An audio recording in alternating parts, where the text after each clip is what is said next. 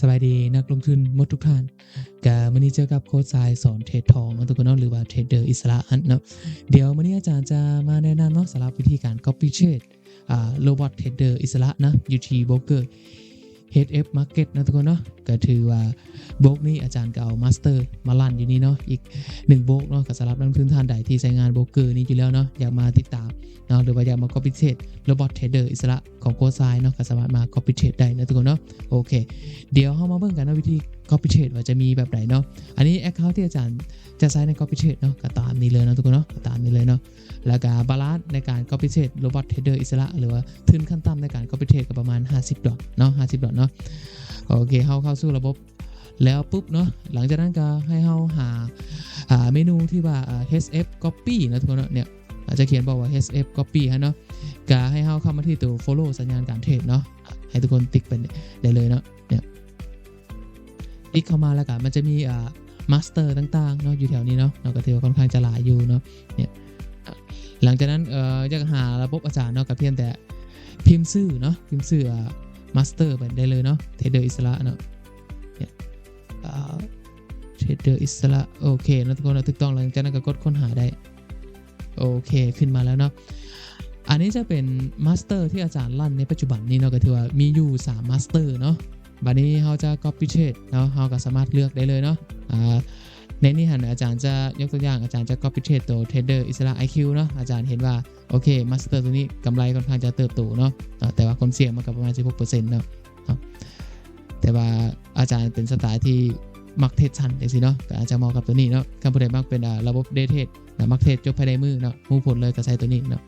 ในส่วนของคนที่มักเป็นสายถือยาวเนาะถือรันเทรนเนาะถือออเดอร์โดนๆนั้น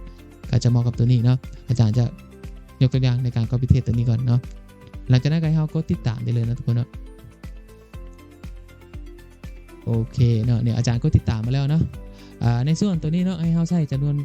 ทุนขั้นต่ำเนาะคืออาจารย์ฟิตไว้กับประมาณเท่าไหร่$50นะทุกคนเขาก็ใส่ไปเนาะแต่บาลานซ์เขาเงินเขามีอยู่ประมาณเท่าไหร่เนาะ51เนาะอาจารย์จะใส่ประมาณนี่แล้วเนาะ5,100 เซนต์เนาะเนี่ย5,100 เซนต์เนาะโอเคหลังจากนั้นก็ตัววอลลุ่มนี่เนาะวอลลุ่มนี้ให้เราคลิกหรือว่าเลือกเต็ม 100% เลยเนาะให้เลือกเต็ม 100% เนาะก็คือมันจะเทรดเต็มแม็กเนาะเต็มมาสเตอร์ไปเลยเนาะในส่วนตัวรีคัทเลเวลเนาะอันนี้จะเป็นตัวคัดลอสของระบบ copy trade เนาะสมมุติว่าเฮาคัด copy trade แล้วคันพอร์ตเฮาติดลบ 50% เนาะเฮาจะให้มันหยุด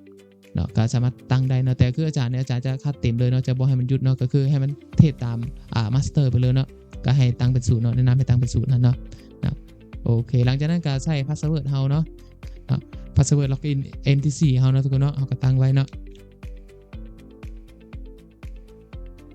โอเคถือว่าสำเร็จแล้วเนาะตัวนี้คันเฮามีรหัสพันธมิตรก็สามารถใส่ได้หลังจากนั้นก็กดคอนเฟิร์มนะครับเนาะหลังจากนั้นให้อย่างเนาะหลังจากนั้นก็คือกดสตาร์ทไปเลยเนาะสตาร์ท follow ฮะเนาะก็กดไปเนาะโอเครอนิดนึงเนาะรอนิดนึงเดี๋ยวระบบมันจะสร้างพอร์ตให้เฮาเนาะเนี่ยก็ถือว่าสำเร็จแล้วเนาะเฮาได้ follow ไปแล้วเนาะก็เข้ามาเบิ่งmy follow account เฮาเนาะเนี่ยมาแล้วนะทุกคนเนี่ยหลังจากนั้นก็เอาบัญชี MTC เนาะที่เฮาคัดลอกมาสเตอร์อยู่เนาะเอาไปล็อกอินเข้าแอป MTC ได้เลยเนาะเพื่อติดตามผลงานการเทรดของมาสเตอร์เนาะอันนี้จะเป็นสัดส่วนเนาะขั้นกรณีเฮาจะเพิ่มทุนเนาะหรือว่ามาสเตอร์มีผลงานที่ดีเนาะเฮาสามารถเพิ่มทุนได้เนาะเพิ่มทุนได้เลยเนี่ยสามารถเพิ่มได้เนาะเพิ่มไปเข้าได้นะทุกคนเนาะอาจารย์ตัวอย่างเนาะขั้นกรณีเฮาบ่ติดตามมาสเตอร์แล้วเฮาก็สามารถรีมูฟได้คือกันเนาะโอเคก็ประมาณนั้นเลยเนาะสมมุติเฮาบ่ follow กับ unfollow ไปเลยก็ได้คือกันอันนี้สำหรับการ copy trade โรบอทเทรดเดอร์อิสระเนาะก็มีประมาณนั้นเลยเนาะขอบใจ